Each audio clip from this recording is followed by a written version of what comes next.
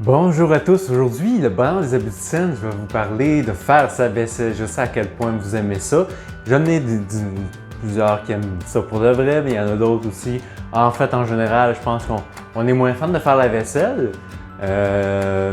Puis ça dit beaucoup de choses sur nous, comme toute habitude dans la vie. Mais c'est une habitude assez importante, qu'on peut dire dans le sens plus essentiel. Parce que la vaisselle qui est sale, dans certaines conditions, ça peut devenir un peu nuisible pour notre santé. Ça fait partie en fait de l'hygiène de vie. C'est la base pour être bien et tout. Fait que je vous parle de cette fameuse habitude de faire sa vaisselle. Pourquoi je parle de ça? C'est curieux.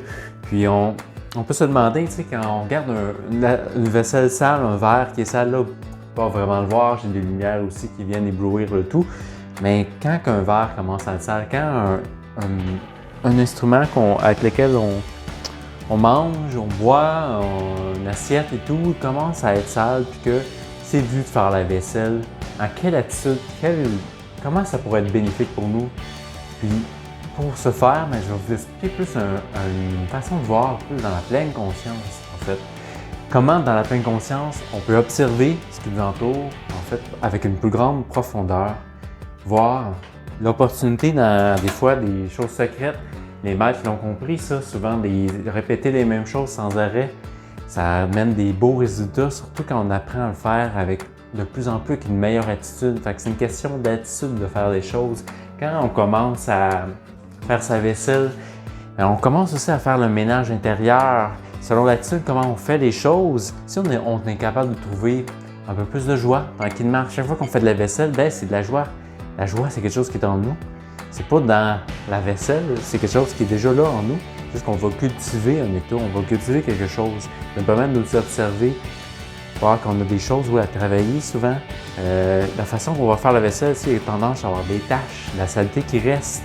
On pourrait se demander si intérieurement on prend le temps de bien faire le ménage, de faire son propre nettoyage, de faire sa vaisselle intérieure, nettoyer sa croque-coin, bien frotter. Bien enlever les taches qui se trouvent là, les choses dans lesquelles on est vraiment inconfortable de vivre.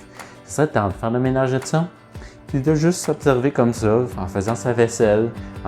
Comme ça, tu peux te faire avoir des belles réflexions en faisant ta vaisselle de cette façon, voir à quel point tu te nettoies, tu te rends plus léger à chaque fois. Tu vois plus clair aussi au travers d'un verre qui est propre quand tu prends le temps de bien le laver. Fait que ça amène aussi la clarté intérieure en fait. Prendre le temps de faire bien sa vaisselle. Fait que oui, vaisselle, ça peut être une bonne méditation, comme toute chose dans la vie. Fait que c'est prendre le temps de l'observer, voir est-ce qu'il peut être plus propre. Sinon, on peut rincer, on peut le regarder plusieurs fois, voir comment ça se passe. Est-ce que je réussis à bien nettoyer?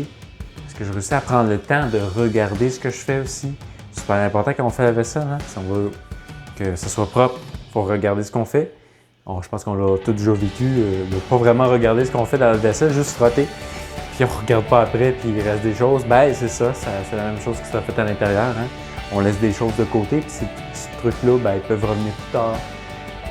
Pour la vaisselle, peut-être moins dérangeant, mais en nous, c'est quand même plus fatigant. Fait que c'est des reflets comme ça nous permet de nous observer quand on fait la vaisselle, se voir soi-même, voir nos habitudes, à quelle fréquence qu'on le fait et tout. Plein de petits aspects qui nous permettent d'en dire beaucoup sur soi, sur sa façon de gérer justement son intérieur par le reflet extérieur. Puis ça fait déjà pas mal le tour de mon sujet qui va rester léger comme ça. J'espère que ça vous éclaire un peu plus sur une nouvelle expérience de faire la vaisselle en pleine conscience. Question d'attitude. L'attitude est super importante dans tout ce qu'on fait, surtout quand c'est des choses de base essentielles comme ça. Prenez bien soin de votre vaisselle. Je vous dis à bientôt et au plaisir. Au revoir.